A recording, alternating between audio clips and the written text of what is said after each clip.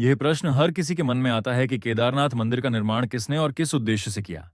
इसके अलावा केदारनाथ धाम का शिवलिंग अन्य शिवलिंगों से इतना भिन्न क्यों है? इसके पीछे का रहस्य क्या है? हजारों साल पहले जिकुम, जब विज्ञान की वर्तमान प्रगति नहीं थी, तब उस समय के लोग इस मंदिर के निर्माण के लिए इंटरलॉकिंग जैसी अत्याधुनिक तकनीक को कैसे जानते थे? सबसे आश्चर्यजनक बात यह है कि यह मंदिर बिना किसी नुकसान के 400 वर्षों तक बर्फ में कैसे दबा रहा, और इसके पीछे की कहानी क्या है? इन सभी सवालों के उत्तर जानने के लिए हमें केदारनाथ के इतिहास और इसके अद्भुत रहस्यों की गहराइयों में जाना होगा। जब मंदिर के कपाट 6 महीने के लिए बंद हो जाते हैं, तब अंदर जलने वाला दीपक आखिर 6 महीने तक कैसे निरंतर जलता रहता है? और सबसे बड़ा सवाल यह है कि 2013 की बाढ़ के समय जब पूरा क्षेत्र तबाह हो गया था, तो मंदिर को बचाने के लिए पीछे से आई विशाल भीम शिला किसने रखी? क्या यह सब महज एक संयोग था या किसी दैवीय शक्ति का चमत्कार? इन सभी रहस्यमय घटनाओं का जवाब ढूंढने के लिए हमारे साथ बने रहिए, क्योंकि इस डॉक्यूमेंट्री में हम आपको केदारनाथ धाम के अनसुने रहस्य बताएंगे। ये रहस्य हैं जिनका जवाब शायद आज भी विज्ञान के पास नहीं है। भारत के उत्तराखंड में बसा केदारनाथ धाम केवल एक मंदिर नहीं, बल्कि आस्था, रहस्य और चमत्कारों का अद्भुत संगम है। हिमालय की ऊंचाइयों में 12 ज्योतिर्लिंगों में से एक, ये पवित्र स्थल सदियों से भक्तों को अपनी ओर खींचता आया है। पर क्या आप जानते हैं कि इस मंदिर के हर पत्थर के पीछे अनगिनत कहानियां हैं, जो केवल आस्था ही नहीं, बल्कि चमत्कारों और विज्ञान से भी जुड़ी हैं? 16 जून 2013 की वह काली रात, जब प्रकृति ने अपना तांडव दिखाया और उत्तराखंड के केदारनाथ में हर ओर विनाश कर दिया। लेकिन इसी विनाश के बीच एक ऐसा चमत्कार घटा जिसने लोगों की आस्था को और भी गहरा कर दिया। आइए, हम आपको उस समय की भयावहता और चमत्कार के बारे में बताते हैं जिसने केदारनाथ मंदिर को बचाया था। उस रात केदारनाथ में बाढ़ का पानी मंदाकिनी नदी से उनता हुआ आ रहा था। भारी बारिश और चौराबारी ग्लेशियर के पिघलने से स्थिति और भी भयावह हो गई। पानी, पत्थर और मलबा शहर को अपनी चपेट में लेता जा रहा था। जहां पहले पहाड़ों की सुंदरता थी, वहां अब विनाश का तांडव था। होटल, घर, दुकानें, सब कुछ बहा ले गया। करीबन 6,000 लोग मारे गए और लाखों बेघर हो गए। लेकिन एक बात साफ थी, यह आपदा केदारनाथ मंदिर की ओर बढ़ रही थी। जैसे ही पानी मंदिर की ओर बढ़ा, अचानक एक विशाल शिला, जिसे अब भीम शिला कहा जाता है, पानी के बहाव के साथ बहती हुई मंदिर के पीछे आकर रुक गई। वह पत्थर मंदिर के करीब 50 फीट पीछे रुक गया और बाढ़ के पानी को 2 हिस्सों में बांट दिया। उस क्षण मानो भगवान शिव की स्वयं कृपा ने मंदिर को तबाही से बचा लिया। बाढ़ का सारा पानी भीमशिला से टकराकर मंदिर के दोनों ओर से बह गया। आसपास के सभी ढांचे बह गए, लेकिन शिव का यह पवित्र धाम चमत्कारिक रूप से सुरक्षित बचा रहा। यह सिर्फ एक घटना नहीं थी, यह शिव के प्रति भक्तों की आस्था का जीवंत प्रमाण बन गई। इस विशाल शिला को स्थानीय लोगों ने भीमशिला का नाम दिया, महाभारत के वीर योद्धा भीम के नाम पर। यह शिला अब केदारनाथ धाम के चमत्कार की प्रतीक बन चुकी है। इसका नाम भीमशिला ही क्यों रखा गया और पांडव का केदारनाथ से क्या संबंध था, वह हम आगे बात करेंगे। लोगों का मानना है कि यह भगवान शिव की कृपा और महाभारत के भीम की शक्ति का प्रतीक है। आज भी भक्त इस शिला की पूजा करते हैं और इसे मंदिर के दर्शन का अभिन्न अंग मानते हैं। वैज्ञानिक भी इस घटना से हैरान रह गए हैं। उनका मानना है कि यह पत्थर पहाड़ से खिसक कर बहता हुआ नीचे आ गया था। लेकिन यह कैसे संभव हुआ कि यह शिला मंदिर के ठीक पीछे आकर रुकी और पानी के बहाव को 2 हिस्सों में बांट दिया? यह शिला लगभग 20 से 25 फीट लंबी और 10 से 15 फीट चौड़ी थी। इसका वजन लगभग 1000 मीट्रिक टन का माना जाता है। अगर यह शिला मंदिर से टकराती तो मंदिर को पूरी तरह नष्ट कर देती। उस दौरान मंदिर में करीबन 300 लोग ने शरण ली हुई थी और इस शिला की वजह से उन सबकी जान बच गई। हम सबके मन में यह सवाल जरूर आता है कि 2013 की इतनी भयंकर जल प्रलय के बावजूद केदारनाथ मंदिर आज भी कैसे सुरक्षित खड़ा है। इसका जवाब छुपा है प्राचीन बोर इंटरलॉकिंग टेक्नोलॉजी में। इस तकनीक से मंदिर के भारी पत्थरों को बिना किसी गाढ़े या सीमेंट के इस तरह जोड़ा गया कि वे एक दूसरे में पूरी तरह फिट हो गए। हजारों साल पहले जब तकनीक और आधुनिक उपकरणों का कोई नामो निशान भी नहीं था, तब इस मंदिर को भारी पत्थरों से बनाया गया। लेकिन इन पत्थरों को जोड़ने के लिए किसी गाढ़े या सीमेंट का इस्तेमाल नहीं हुआ। प्राचीन भारतीय कारीगरों ने पत्थरों को इस प्रकार तराशा कि वे एक दूसरे में एकदम सटीक तरीके से लॉक हो जाते थे। इस तकनीक ने मंदिर को प्राकृतिक आपदाओं से बचाया है, चाहे वह भूकंप हो, भारी हिमपात हो या फिर बाढ़। 2013 की भयंकर के दौरान जब पूरा क्षेत्र तबाह हो गया था, फिर भी केदारनाथ मंदिर पूरी तरह सुरक्षित रहा। यही नहीं, इस मंदिर की दीवारें आज भी वैसे ही खड़ी हैं जैसे सदियों पहले थीं। यह इंटरलॉकिंग तकनीक ही थी जिसने पत्थरों को इतना मजबूत बना दिया कि उन्हें कोई आपदा हिला नहीं सकी। एक ऐसी तकनीक जो आज भी वैज्ञानिकों को चौंका रही है। यही है भारतीय वास्तुकला का कमाल। तो हमारे मन में सबसे बड़ा प्रश्न यह उठता है कि आखिर किसने इतनी मजबूत और अत्याधुनिक तकनीक से केदारनाथ मंदिर का निर्माण किया? इसके पीछे की कहानी और इतिहास को जानना बेहद दिलचस्प है। तो चलिए, हम शुरुआत से ही इस पवित्र मंदिर के इतिहास की गहराइयों में झांकते हैं और समझते हैं कि किसने और कैसे इस अद्भुत मंदिर का निर्माण किया। क्या आप में से कोई ऐसा है जिसके दिल में केदारनाथ धाम के दर्शन की गहरी इच्छा है? अगर आपकी भी यही तमन्ना है कि भोले बाबा के चरणों में शीश झुकाए, तो कमेंट में हर हर महादेव लिखकर अपनी भावनाओं को व्यक्त करें। बाबा जल्द ही आपकी इच्छा पूरी करेंगे। केदारनाथ मंदिर का निर्माण अत्यंत रहस्यमय और प्राचीन माना जाता है। यह मंदिर न केवल धार्मिक दृष्टि से महत्वपूर्ण है, बल्कि इसके निर्माण के साथ जुड़ी पौराणिक कथाएं इस स्थल को और भी अधिक अलौकिक और रहस्यमय बनाती हैं। इसमें हम 3 कथाओं पर बात करेंगे, जिसमें सबसे प्रसिद्ध कथा है महाभारत की। तो आइए जानते हैं इस मंदिर के निर्माण के बारे में। धार्मिक ग्रंथों में वर्णित कथा के अनुसार महाभारत के युद्ध में विजय प्राप्त करने के बाद युधिष्ठिर को हस्तिनापुर का राजा घोषित किया गया। लगभग 4 दशकों तक उन्होंने हस्तिनापुर पर शासन किया। एक दिन पांडव भगवान श्री कृष्ण के साथ बैठकर महाभारत युद्ध की समीक्षा कर रहे थे। उस समय पांडवों ने श्री कृष्ण से कहा, हे नारायण, हम भाइयों पर अपने बंधु बांधव और गुरुजनों की हत्या का कलंक है। इस कलंक को कैसे मिटाया जाए? श्री कृष्ण ने उत्तर दिया, भले ही तुमने युद्ध में विजय प्राप्त की हो, लेकिन तुमने अपने बंधु बांधव का वध किया है और इसके कारण तुम पाप के भागी बने हो। इन पापों से मुक्ति सिर्फ महादेव ही दिला सकते हैं। इसलिए अब समय आ गया है कि तुम महादेव की शरण में जाओ। इसके बाद श्री कृष्ण द्वारका लौट गए और पांडव पापों से मुक्ति के लिए चिंतित रहने लगे। उसी दौरान पांडवों को खबर मिली कि भगवान श्री कृष्ण ने अपना देह त्याग दिया है। इस दुखद समाचार ने पांडवों को झकझोर दिया। अब जब उनके सदा के सहायक कृष्ण भी नहीं रहे, पांडवों ने अपने राज्य परीक्षित को सौंप दिया और द्रौपदी सहित भगवान शिव की तलाश में निकल पड़े।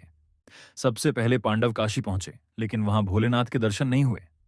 वे कई अन्य स्थानों पर भी गए, परंतु जहां भी पांडव पहुंचते शिवजी वहां से चले जाते।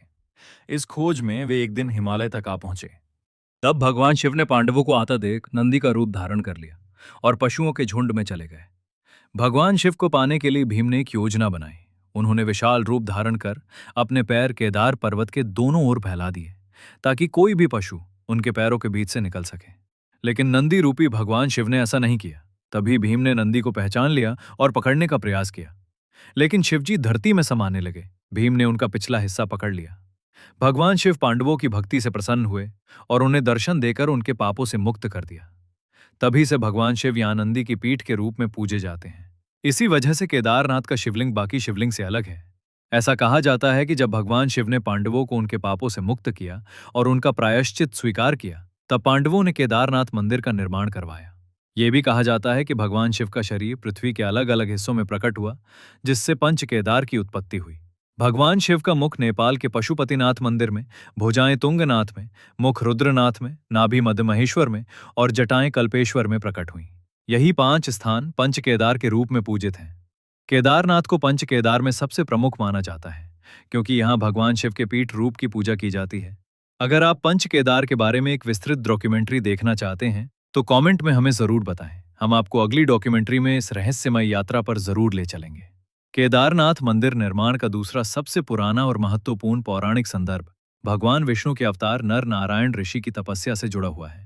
शिव पुराण की कोटि रुद्र संहिता में उल्लेख है कि बद्री वन में भगवान विष्णु के अवतार नर नारायण पार्थिव शिवलिंग बनाकर उनकी पूजा करते थे। कहते हैं कि नर नारायण की घोर तपस्या से प्रसन्न होकर भगवान शिव उनके सामने प्रकट हुए और उनसे वरदान मांगने को कहा। नर नारायण ने भगवान शिव से प्रार्थना की कि वे इस पवित्र स्थान पर सदैव ज्योतिर्लिंग के रूप में निवास करें, ताकि सभी भक्त उन्हें साक्षात देख सकें। भगवान शिव ने यह वरदान स्वीकार किया और तब से यहाँ उनकी पूजा ज्योतिर्लिंग के रूप में होती है। इस कथा के अनुसार केदारनाथ का ज्योतिर्लिंग भगवान शिव का एक महत्वपूर्ण रूप है, जो नर नारायण की तपस के कारण स्थापित हुआ। यह स्थान शिव और विष्णु की अद्वितीय एकता का प्रतीक है, जहाँ शिव जी केदारनाथ में ज्योतिर्लिंग के रूप में और विष्णु जी बद्रीनाथ धाम में विराजमान हैं। कहा जाता है कि 8वीं शताब्दी में आदि शंकराचार्य ने केदारनाथ मंदिर का पुनर्निर्माण करवाया और हिंदू धर्म के पुनर्जागरण में महत्वपूर्ण भूमिका निभाई। उन्होंने केदारनाथ मंदिर में ज्योतिर्लिंग की स्थापना की और इस मंदिर को एक प्रमुख तीर्थ स्थल के रूप में स्थापित किया। आदि शंकराचार्य ने केदारनाथ में अपने अंतिम दिन बिताए और यहीं पर उन्होंने मोक्ष प्राप्त किया। उनकी समाधि आज भी केदारनाथ मंदिर के पीछे स्थित है, जहां भक्त उनकी पूजा और स्मरण करते हैं। हाल के प्रमुख इतिहासकार डॉक्टर शिव प्रसाद डबराल का मानना है कि शैव संप्रदाय के अनुयायी आदि शंकराचार्य और उनके छात्रों के आने से बहुत पहले इस क्षेत्र में सक्रिय थे। इस मान्यता के आधार पर यह संभव है कि मंदिर की प्राचीनता को सटीक रूप से निर्धारित करना मुश्किल हो, खासकर जब पाली या ब्राह्मी भाषा में लिखी गई लिपि को अब तक पूरी तरह पढ़ा नहीं जा सका है।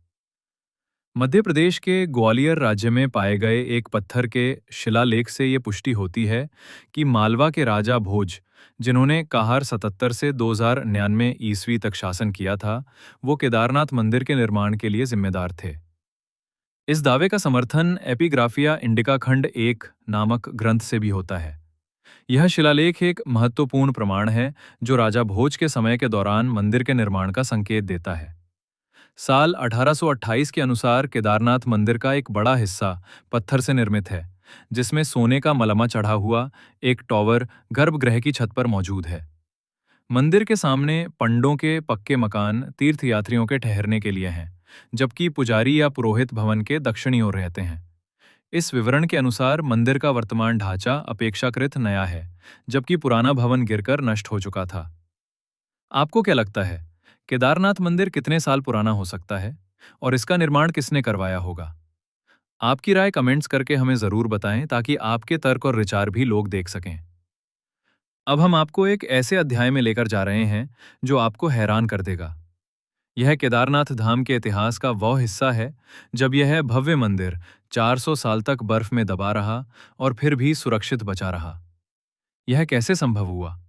क्या यह भगवान शिव की कृपा थी या प्रकृति के अद्भुत विज्ञान का चमत्कार? इस रहस्य को समझने के लिए हमें इतिहास के पन्नों में और गहरे उतरना होगा। ऐसा कहा जाता है कि 13वीं से 17वीं शताब्दी तक केदारनाथ मंदिर लगभग 400 वर्षों तक बर्फ की मोटी परत के नीचे दबा रहा। इसे छोटा युग भी कहा जाता है, जब हिमालय में ग्लेशियरों का विस्तार इतना बढ़ गया था कि केदारनाथ धाम जैसे बड़े क्षेत्र पूरी तरह बर्फ में समा गए। लेकिन सबसे चौंकाने वाली बात यह है कि इतने वर्षों तक बर्फ के नीचे दबे रहने के बावजूद मंदिर की संरचना को कोई गंभीर नुकसान नहीं पहुंचा। देहरादून स्थित Wadia institute of Himalayan geology के वैज्ञानिकों ने इस रहस्य पर अध्ययन किया। वैज्ञानिक विजय जोशी के नेतृत्व में इस क्षेत्र की गहन जांच की गई और यह पाया गया कि मंदिर की दीवारों और पत्थरों पर आज भी बर्फ के दबाव और हिमनदीय गतिविधियों के निशान साफ देखे जा सकते हैं। लेकिन जो सबसे खास बात सामने आई वह थी मंदिर की पत्थरों की लुमिनस डेटिंग, जिससे यह प्रमाणित हुआ कि मंदिर उस दौर में बर्फ के नीचे दबा रहा। तो क्या यह केवल स्थापत्य कौशल था या कोई और रहस्यमय शक्ति? केदारनाथ मंदिर की मजबूत संरचना ने इसे बर्फ के नीचे दबने के बावजूद पूरी तरह से सुरक्षित रखा। मंदिर का निर्माण विशाल पत्थरों से हुआ है, जिन्हें इंटरलॉकिंग तकनीक से जोड़ा गया है। बिना सीमेंट के इन पत्थरों की आपस में जकड़ इतनी मजबूत थी कि बर्फ का भारी दबाव भी इसे हिला नहीं सका। दोस्तों, अगर आपको हमारी वीडियो पसंद आ रही है तो अभी लाइक करें और चैनल को सब्सक्राइब करना ना भूलें। आपका एक लाइक और सब्सक्रिप्शन हमें और भी बेहतर कंटेंट लाने में मदद करेगा। अब हम आपको एक ऐसे रहस्य से परिचित कराने जा रहे हैं जिसने आधुनिक वैज्ञानिकों को भी हैरान कर दिया है। केदारनाथ और रामेश्वरम के बीच का गहरा ज्योमेट्रिक अलाइनमेंट, यह वाकई एक चौंकाने वाली बात है। सोचिए, ये दोनों मंदिर एक सीधी रेखा में कैसे हो सकते हैं जबकि यह हजारों किलोमीटर दूर हैं।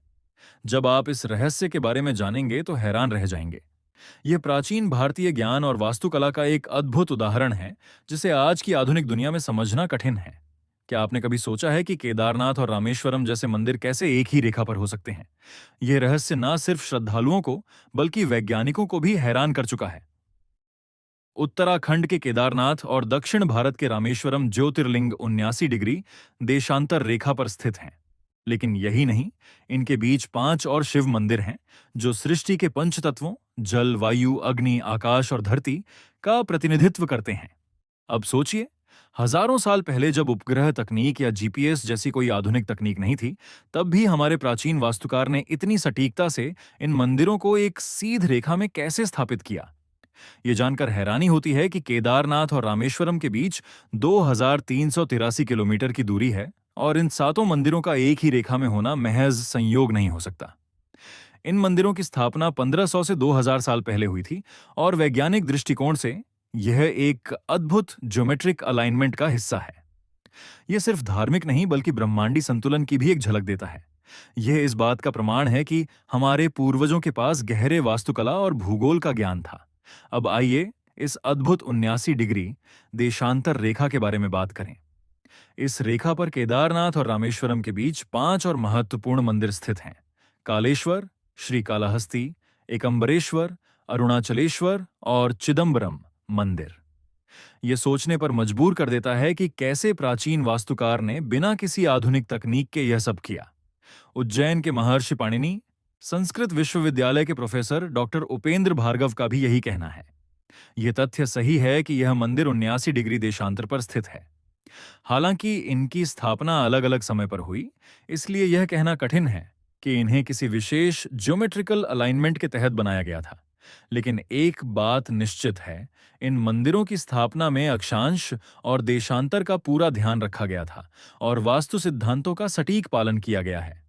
यह रहस्य आज भी बना हुआ है, जो हमें प्राचीन भारतीय ज्ञान और विज्ञान की गहराई से रूबरू कराता है। ऐसे में क्या आप भी सोच रहे हैं कि यह सब कैसे संभव हुआ? क्या यह महज संयोग है या प्राचीन ज्ञान का कोई अदृश्य सूत्र? यह सवाल हम सभी को सोचने पर मजबूर करता है। क्या आपको पता है कि विमान का कॉन्सेप्ट प्राचीन भारतीय शास्त्रों में मिलता है और आज भी लोग इसका उपयोग करते हैं? अगर आपको भी ऐसी प्राचीन भारतीय टेक्नोलॉजी के बारे में पता है, तो कमेंट में जरूर बताएं।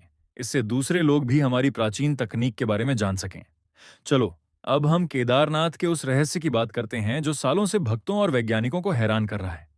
हर साल जब केदारनाथ मंदिर के कपाट सर्दियों में बंद हो जाते हैं, तो मंदिर के अंदर जलने वाला दीपक अगले 6 महीने तक बिना बुझा रहता है। ये कैसे संभव है जबकि कोई भी व्यक्ति वहां मौजूद नहीं होता? और इतना ही नहीं, जब मंदिर के कपाट बंद होते हैं तो सवाल यह उठता है कि इस दौरान शिवलिंग की पूजा कौन करता है?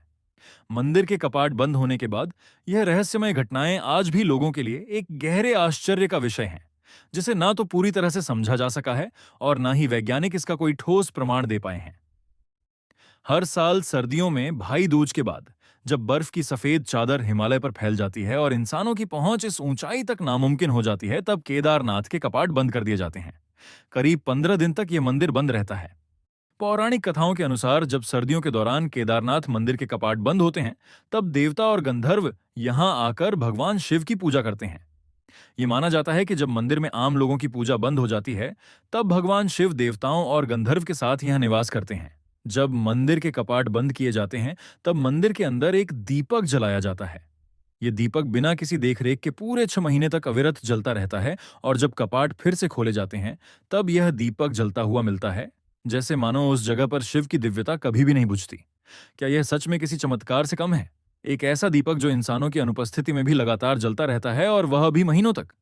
इस रहस्यमय घटना ने भक्तों के दिलों में गहरा विश्वास पैदा किया है। ये इस बात का प्रमाण है कि भगवान शिव की उपस्थिति यहाँ हर समय बनी रहती है और जब इंसान दूर होते हैं, तब भी यह धाम खाली नहीं होता, क्योंकि देवताओं का आगमन होता है। वैज्ञानिक दृष्टिकोण से 6 महीने तक जलने वाला दीपक और मंदिर की स्वच्छता अभी भी एक रहस्य है। कैसे संभव है कि इतने लंबे समय तक कोई दीपक बिना किसी बाहरी मदद के जलता रहे और कपाट खुलने के बाद मंदिर की सफाई और व्यवस्था ज्यों की त्यों मिलती है, मानो कोई वहां नियमित पूजा करता रहा हो? वैज्ञानिक अभी भी इस घटना को पूरी तरह से समझने में असमर्थ हैं। कपाट बंद होने के दौरान भगवान शिव की प्रतिमा और मंदिर से जुड़े धार्मिक प्रतीक, जिन्हें दंडी कहा जाता है, को विशेष सम्मान के साथ खीमठ ले जाया जाता है। खीमठ उत्तराखंड का एक पवित्र स्थल है, जहां भगवान केदारनाथ के विग्रह को सर्दियों के दौरान सुरक्षित रखा जाता है। वहां भगवान शिव की पूजा 6 महीने तक नियमित रूप से जारी रहती है। खीमठ वह स्थान है जहां मंदाकिनी और अलकनंदा नदियां मिलती हैं और इसे केदारनाथ के शीतकालीन धाम के रूप में जाना जाता है। मंदिर के मुख्य पुजारी और अन्य पुरोहित भगवान शिव की प्रतिमा को लेकर पहाड़ के नीचे ऊखी मठ जाते हैं। यह प्रक्रिया विशेष मंत्रोच्चारण और अनुष्ठानों के साथ की जाती है। केदारनाथ मंदिर की पूजा व्यवस्था बहुत ही विशेष और प्राचीन परंपराओं से जुड़ी हुई है। इस मंदिर में पूजा का संचालन विशेष रूप से कर्नाटक के वीराशैव जंगम समुदाय के पुजारियों द्वारा किया जाता है, जिन्हें रावल कहा जाता है। रावल पुजारी यहाँ के मुख्य पुजारी होते हैं और भगवान शिव के सभी अनुष्ठानों का संचालन करते हैं। ये परंपरा सदियों पुरानी और पीढ़ी दर पीढ़ी चली आ रही है। रावल पुजारी कर्नाटक के इसी समुदाय से चुने जाते हैं और उनके परिवार के लोग ही इस विशेष भूमिका को निभाते हैं। खास बात यह है कि केदारनाथ मंदिर के सभी प्रमुख अनुष्ठान कन्नड़ भाषा में ही संपन्न होते हैं।